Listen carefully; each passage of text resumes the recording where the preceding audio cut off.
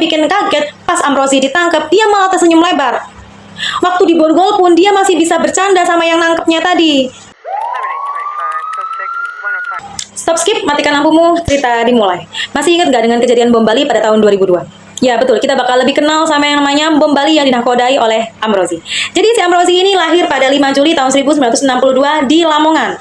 Ayahnya adalah seorang pemuka agama dan ia hidup penuh dengan ajaran Islam. Tapi yang ia pelajari adalah agama Islam radikal.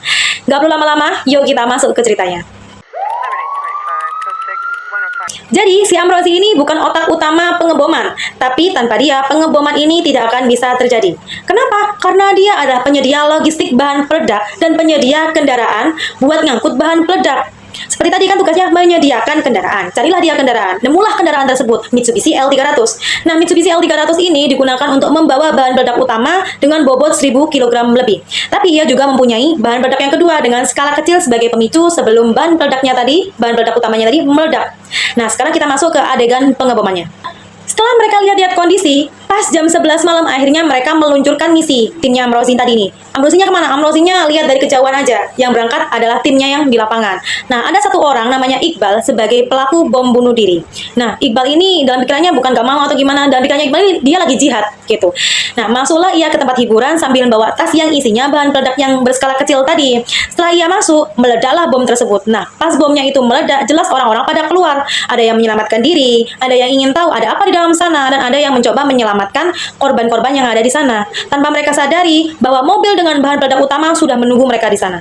Dalam waktu beberapa menit kemudian, akhirnya bom utama meledak dan menewaskan 202 jiwa manusia dan 209 mengalami luka-luka. Sekejap saja, tempat yang ramai karena tawa tersebut berubah menjadi duka. Pada saat itulah malam 2 Oktober 2002, Bali berduka.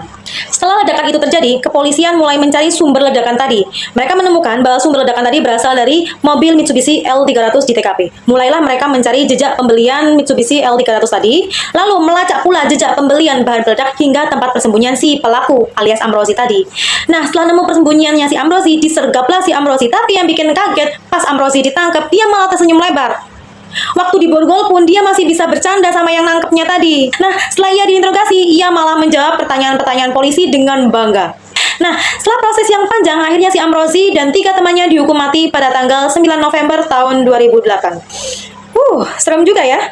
Jadi teman-teman sekalian, untuk yang agama Islam, bolehlah kita, wajiblah kita mencintai agama Islam, tapi perlu toleransi. Jangan sampai karena kita terlalu cinta sama Islam, malah menumbuhkan radikalisme di dalam hati kita. Oke teman-teman sekalian, nyalakan lampumu kembali, next kita cerita apa lagi ya?